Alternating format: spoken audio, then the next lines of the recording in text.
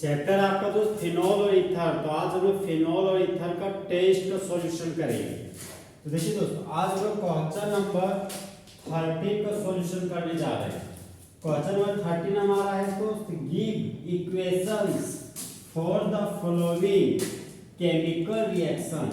इसका मतलब हो गया दोस्त कि निम्नलिखित दिया गया केमिकल रिएक्शन के लिए एक इक्वेशन लिखिए। क्वेश्चन नंबर 1 यहाँ पे दोस्त, क्वेश्चन नंबर 1 हमारा बोलता है कि जब फिनॉल का रिएक्शन ब्रोमीन के साथ करते हैं कार्बन डाइसल्फाइड के प्रेजेंस में, तब बनने वाला प्रोडक्ट हमारा क्या होगा।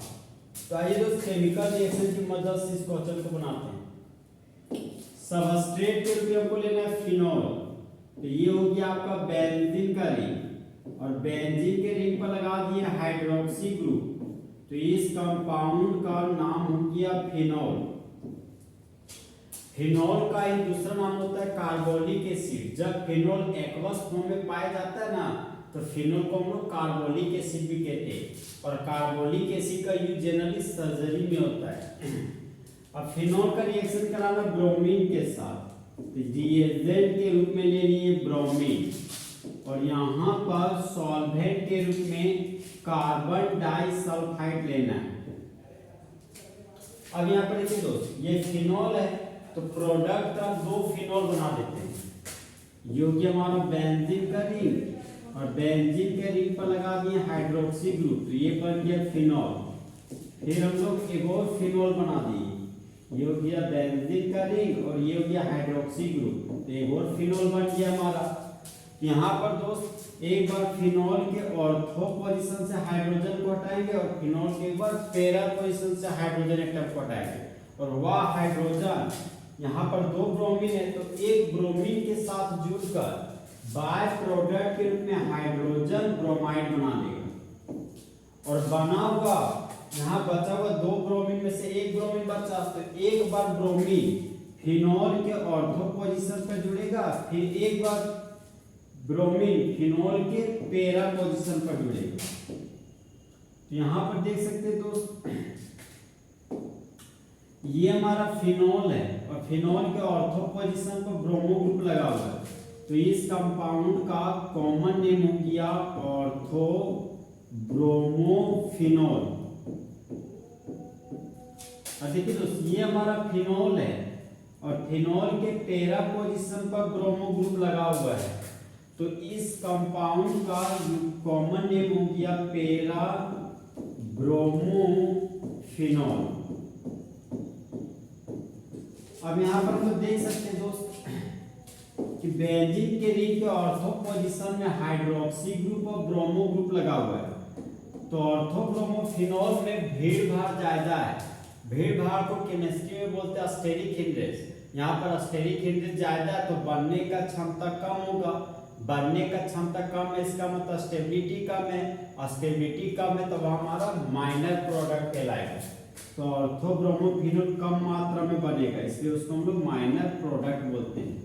और पैरा ब्रोमोफिनॉल में बेंजीन के पैरा पोजीशन पर हाइड्रोक्सी ग्रुप और ब्रोमो ग्रुप लगा हुआ है। तो यहाँ पर भीड़ भाड़ कम है। भीड़ भाड़ कम है मतलब स्टेरिक हिंड्रेंस कम है, और स्टेरिक हिंड्रेंस कम है इसका मतलब स्टेबिलिटी ज्यादा है, और स्टेबिलिटी ज्यादा है तो बनने का क्षमता ज्यादा होगा। तो पैरा ब्रोमोफिनॉल हमारा हो जाएगा मेजर प्रोडक्ट। तो यहाँ पर लिखिए हम दोस्त मेजर प्रोडक्ट।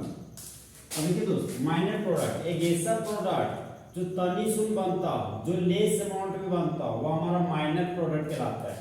मेजर प्रोडक्ट एक ऐसा प्रोडक्ट जो भर भर के बनता हो, एक ऐसा प्रोडक्ट जो मोर अमाउंट में बनता हो, एक ऐसा प्रोडक्ट जो लार्ज कॉम्पोजिशन में बनता हो, उसको हम लोग मेजर प्रोडक्ट कहते हैं। अब इस केमिकल रिएक्शन को दोस्त हम लोग कुछ इस तरीके से पढ़ेंगे। जब फिनॉल का रिएक्शन ब्रोमीन के साथ करते हैं कार्बन डाइसल्फाइड के प्रेजेंस में, तब मेन प्रोडक्ट के रूप में ऑर्थो ब्रोमोफिनॉल और पैरा ब्रोमोफिनॉल बनता है, जहां पर पैरा ब्रोमोफिनॉल मेजर प्रोडक्ट है हमारा। अब दोस्त नेक्स्ट क्वेश्चन में आते हैं। इस क्वेश्चन का सॉल्यूशन हमारा खत्म हो चुका है, अब हम लोग नेक्स्ट क्वेश्चन में आते हैं।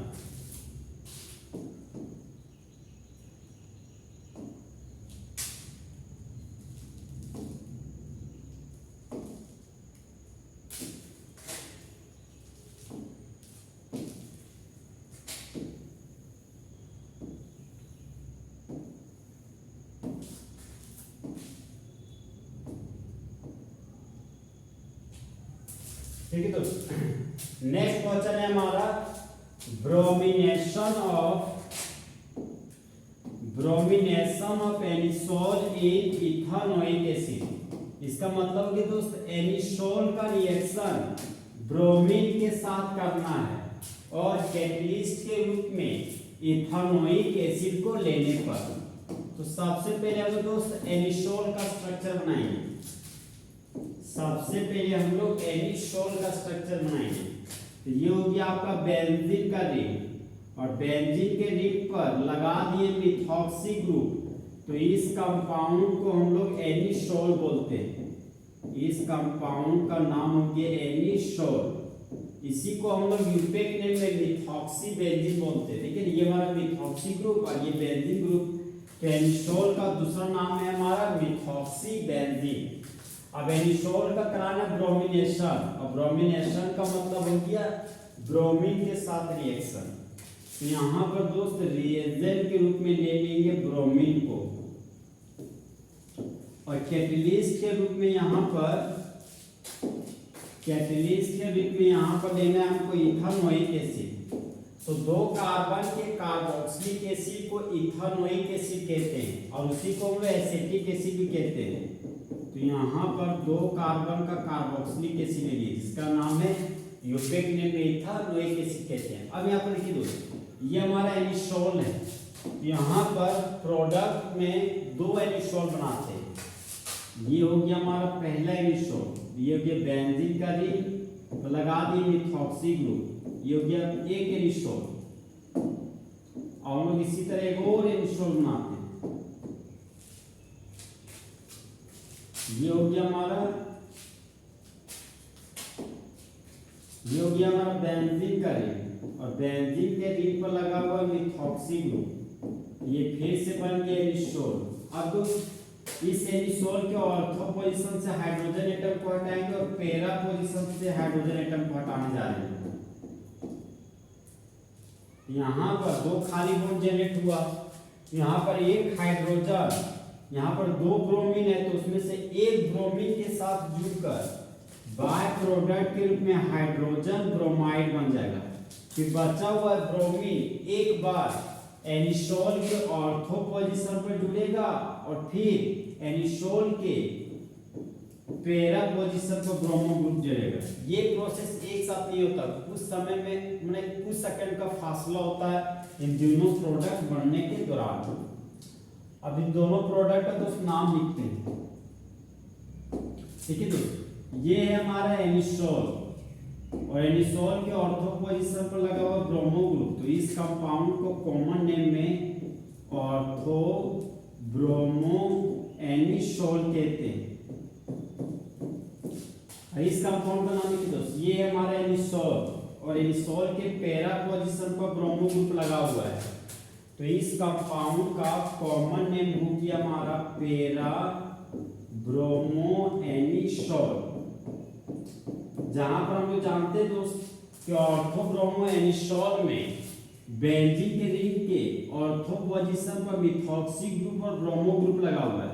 यहाँ पर भीड़ भाड़ ज्यादा है, मतलब बनने का क्षमता कम है, तो ऑर्थो ब्रोमो एनिसोल बनेगा कम मात्रा में। तो ऑर्थो ब्रोमो एनिसोल कहलाएगा हमारा माइनर प्रोडक्ट और पैरा ब्रोमो एनिसोल में मिथॉक्सी ग्रुप और ब्रोमो ग्रुप के बीच भीड़ भाड़ बहुत ही कम है, मतलब स्टेरिक एजेंस कम है। तो पैरा ब्रोमो एनिसोल हमारा बनेगा भर भर के, मतलब ज्यादा मात्रा में बनेगा। तो पैरा ब्रोमो एनिसोल हमारा कहलाएगा मेजर प्रोडक्ट।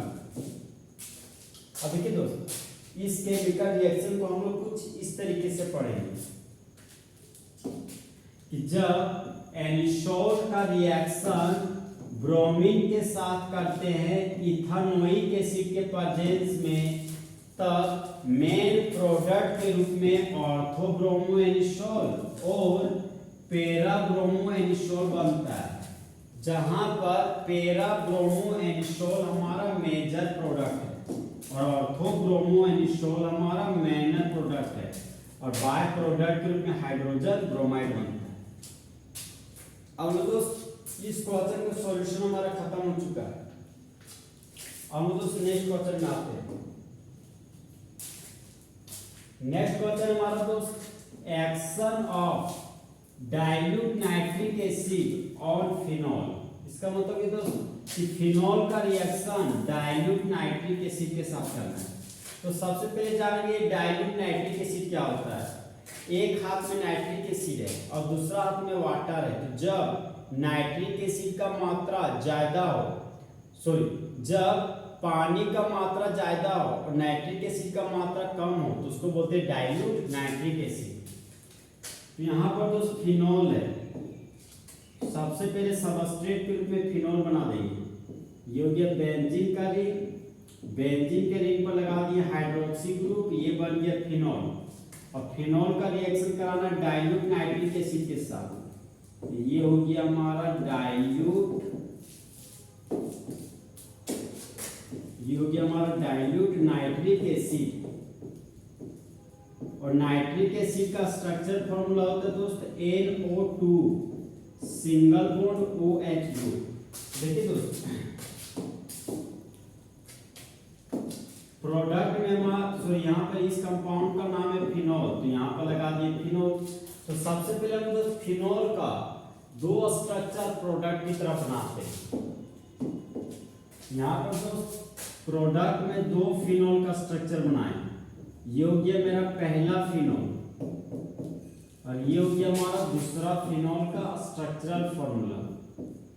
अब हम लोग दोस्त फिनॉल के ऑर्थो पोजीशन से एक बार हाइड्रोजन एटम को हटाएंगे और एक बार पैरा पोजीशन से हाइड्रोजन एटम को हटाएंगे, तो वह हाइड्रोजन इस OH ग्रुप के साथ जुड़कर बाय प्रोडक्ट के रूप में वाटर का मॉलिक्यूल बना देंगे।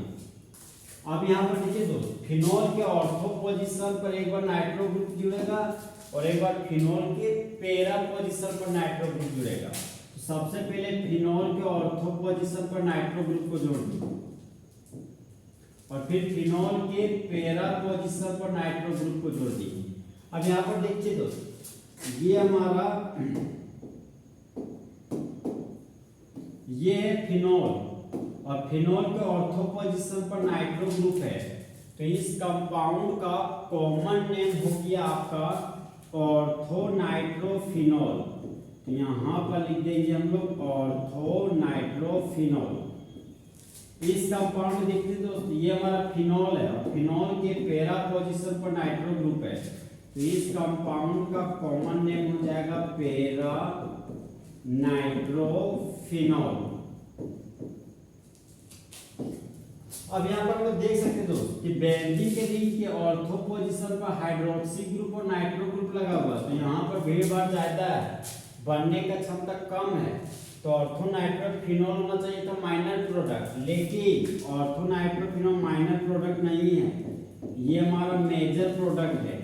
यहाँ पर पैरा नाइट्रोफिनॉल में बेंजीन के पैरा पोजीशन पर हाइड्रोक्सी ग्रुप और नाइट्रो ग्रुप लगा हुआ है, तो पैरा नाइट्रोफिनॉल हमारा होना चाहिए था मेजर प्रोडक्ट, लेकिन ये बन जाता माइनर प्रोडक्ट। उसके पीछे वजह देखिए यहाँ पर दोस्त, ये हमारा देखिए दोस्त ये बेंजीन पर लगा हुआ अल्कोहल फंक्शनल ग्रुप और ऑर्थो पोजीशन पर लगने वाला नाइट्रो ग्रुप, यहाँ पर बन जाता हाइड्रोजन बॉडी। ये हाइड्रोजन इस ऑक्सीजन के साथ जुड़कर बना लेता हाइड्रोजन बॉन्ड। यहाँ पर बनने वाला हाइड्रोजन बॉन्ड का है इंट्रामोलिक्यूलर हाइड्रोजन बॉन्ड है, इसका नाम intramolecular hydrogen bonding. Intramolecular hydrogen bonding का मतलब ये तो सेम मॉलिक्यूल में बनने वाले हाइड्रोजन बॉन्ड को इंट्रामोलिक्यूलर हाइड्रोजन बॉन्डिंग कहते हैं। और पैरा नाइट्रोफिनॉल में इंट्रामोलिक्यूलर हाइड्रोजन बॉन्डिंग नहीं बनता, इंटरमोलिक्यूलर हाइड्रोजन बॉन्डिंग बनता है।